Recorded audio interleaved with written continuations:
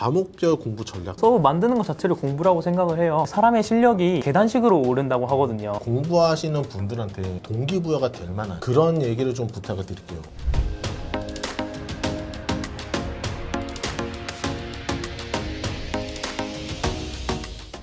이제 감정평가사 과목별 공부 전략.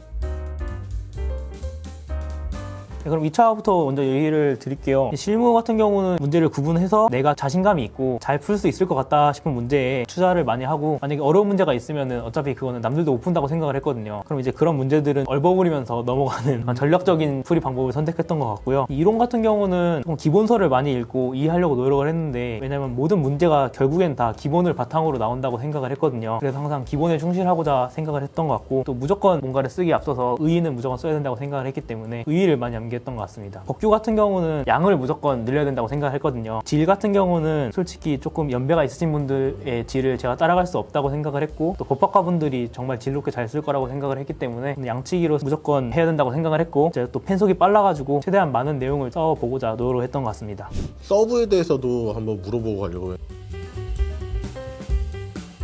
저는 이제 서브노트를 만들어서 가지고 있는 게 이제 시험 전날이나 전전날 이럴 때 각 과목별로 공부를 하기 훨씬 편하다고 생각을 했고요. 각 기본서의 목차들 뽑고 키워드 뽑고 해서 서브노트에 많이 만들어놨죠. 저는 개인적으로 서브 만드는 것 자체를 공부라고 생각을 해요. 왜냐면 기본서에서 키워드를 뽑는 것 자체가 공부고, 그 키워드를 내가 시험장에서 직접 써 내려가야 되거든요. 첫 준비하시는 분들은 2차뿐이 아니라 1차부터 이제 딱 들어올 텐데, 어떤 식으로 처음부터 전략을 좀 짜는 게 좋다.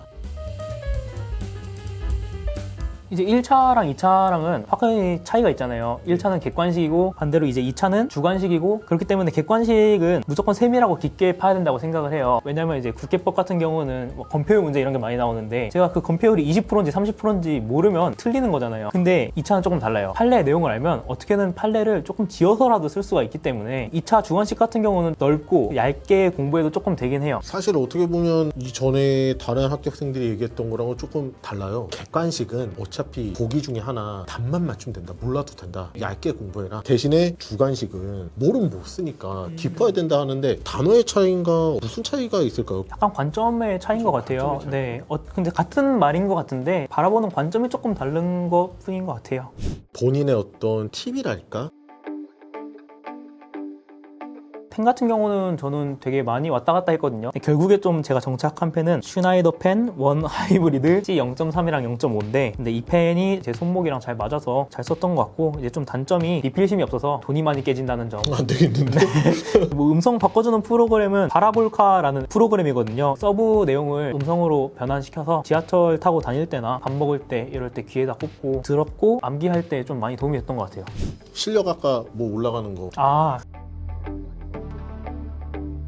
슬럼프가 오잖아요. 사람의 실력이 조금 계단식으로 오른다고 하거든요. 처음에는 그 계단이 좀 오르막길처럼 느껴져요. 근데 시간이 지날수록 평지가 느껴지는 때가 있어요. 그때가 또 슬럼프라고 느껴요. 그 기간을 조금만 버텨서 한 계단 다시 올라가면 실력이 느는 건데, 더 이상 못하겠다 이렇게 생각을 하더라고요. 버티고 버텨서 한 계단 올라갔을 때 실력이 느는 거라고 생각을 하기 때문에, 물론 조금 쉴 수도 있어요. 쉬면서 마음가짐 다시 하고 좀 더 노력해서 그 평지만 넘어가면 다시 계단이 나와서 올라가거든요. 그렇게 슬럼프를 조금 이겨내셨으면 좋겠습니다.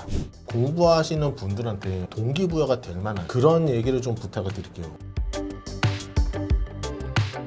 시작부터 안 되겠다라는 생각을 가지고 오는 사람들이 많이 있는 것 같아요. 공인중개사를 먼저 시작할까? 감정평가사가 너무 어렵다더라. 이런 얘기를 많이 하더라고요. 근데 본인이 감정평가를 하고 싶으면 어차피 결국엔 하게 될 거잖아요. 네. 그럼 일단 자기가 된다 생각하고 부딪혀야 되는데, 어렵다는 베이스를 깔고 들어와 있어요. 그럼 자기도 못 붙는다고 하는데 어떻게 그걸 진짜 붙겠어요? 무조건 긍정적으로 생각하고 좀 부정적 이미지를 좀 버렸으면 좋겠어요.